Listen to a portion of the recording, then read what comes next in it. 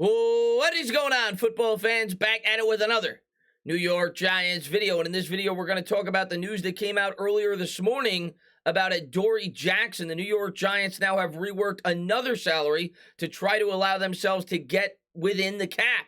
Of course, they have to pay this year's draft class. As of now, approximately $16 million will go against the cap. Before today, the Giants had roughly about $1 million or slightly more in terms of wiggle room, meaning that they needed to make up for about $15 million. Well, by doing what they did today, they created another $6 million in savings for this year's cap, meaning that they still need to come up with about another $9 in order to be able to pay this year's draft pick. So it's not over yet. I'll talk about some of the options that the New York Giants may have. Of course, a big thing that's been talked about throughout the media and the rumors that have been circling is that they could potentially trade James Bradberry, but maybe this means that Bradberry could potentially be back. He certainly could be. We'll talk about that. Of course, Joe Schoen, when the offseason started, said that backloading contracts was going to be a last resort.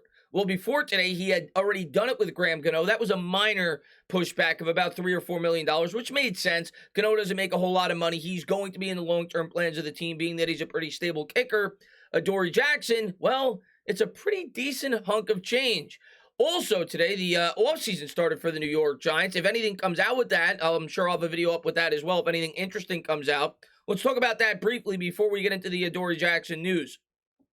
The Giants offseason program will consist of 4 phases, with the first beginning on Monday. The 2-week phase permits the team to conduct up to 4 workouts per week, no weekends, limited to strength and conditioning activities, dead ball. They are allowed no more than 90 minutes on the field, with only strength coaches permitted to join them. Although entirely voluntary, the Giants are allowed to specify 2 hours per day with the players should be at the facility. Players can also choose 2 additional hours per day in the workouts and often non-contact in-facility activities. So minor stuff, but the New York Giants are starting to get rolling. They started it sooner than the other teams, reason being the New York Giants have a new head coach, which is why they and I think the 7 other teams that have new head coaches get to start a little bit earlier than the other teams around the league. Like I said, if anything interesting comes out, I'm sure I'll have a video up on it later today. But the big news today so far is the Adoree Jackson reworking, and what does that potentially mean for James Bradberry?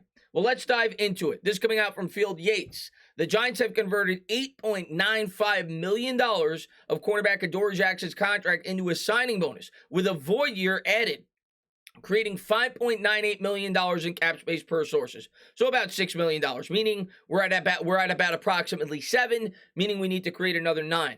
The G-Men were recently the only team in the league with under $1 million in cap space, so this frees up some flexibility. Of course, the Giants were dead last in cap space before this move. They're still near the bottom, but this frees up a little bit and at least starts to inch towards that $16 million number. Now, the Giants could make a signing still potentially. They still could very well trade James Bradberry. This does not mean that James Bradberry is going to come back, but it at least increases the probability. The other thing that I like about this move when it comes to the possibility of trading James Bradberry is it potentially creates a little bit more leverage for the New York Giants, because now Joe Schoen may be showing that, well, we're open to bringing James Bradberry back. We can rework deals if we don't get an offer that we like for the cornerback. So that may be what Schoen is doing as well.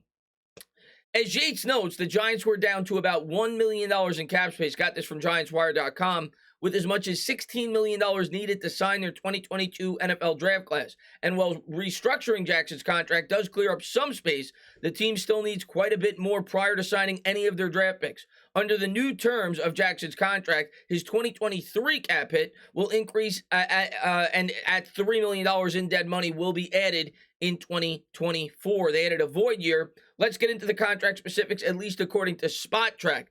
Now, before this came about, his cap hit, I believe, for the upcoming season was significantly higher than this. In 2023, his cap hit went up. I think it was $16 million before this. It's now 19.5, so it went up by $3.5 million.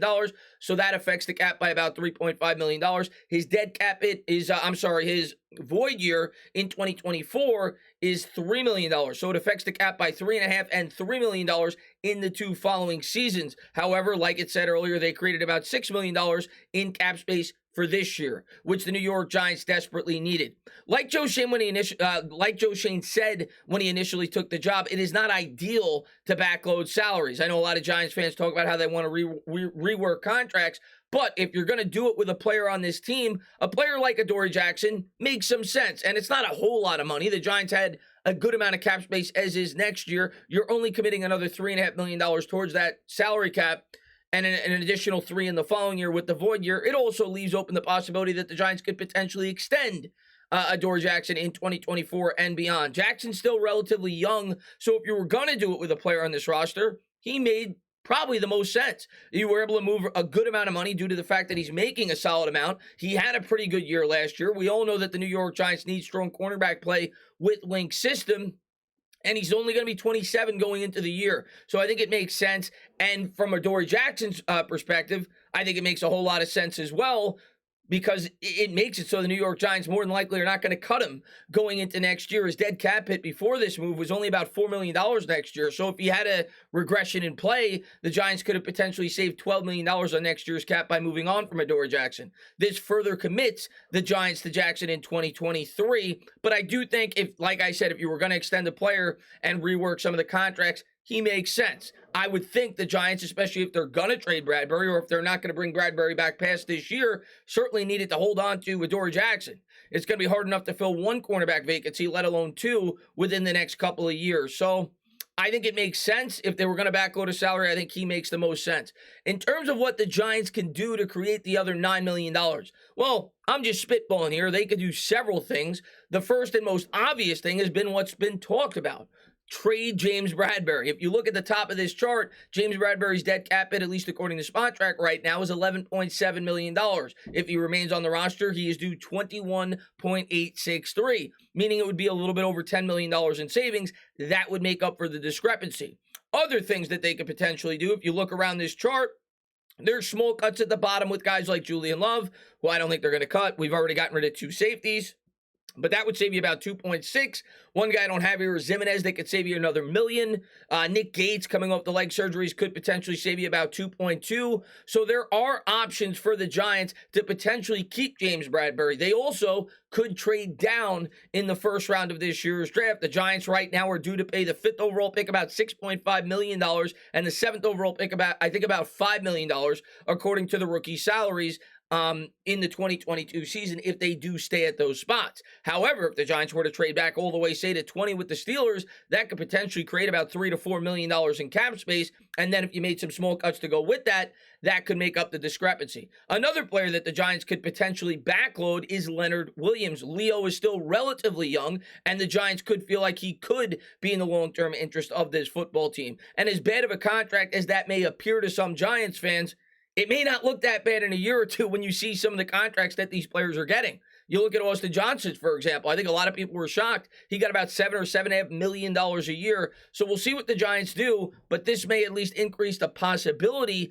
that James Bradberry could be back with the football team. Another option would be to extend James Bradberry and move the money around that way. I doubt the Giants do that, but I suppose it's possible. Bradberry will be 29 at the beginning of this year. You'd be committing a lot of future money to two cornerbacks on this roster, but it would definitely open up the possibilities in the first round this year. If they were to retain Bradberry and not trade him, I would think you're not drafting a cornerback 7th overall, which right now a lot of people feel the New York Giants would do. At that point, I think the Giants look strictly at the edge rusher, along with, of course, the right tackle position, which I still think they will take 5th overall. We'll have to wait and see, but Joe Schoen is going to his last resort, something that he said he did not want to do at the start of the offseason. Well, now he's backloaded about $10 million in salaries between Gano and Adoree Jackson. But really, there's not much he could do. He's kind of stuck between a rock and a hard place. He's not going to just cut James Bradberry, and if he's not getting the potential offers that he feels Bradberry is worth, well, this is his alternative. It's not like he's backloading 20, 30, 40, $50 million, but the Giants still need to come up with an additional $9 to $10 million to be able to pay this year's draft picks. I'm sure they're going to be able to do it. Not too worried about it. The question is, how are they going to go about doing it, and how will it affect this year's draft class and the future of the New York Giants football team?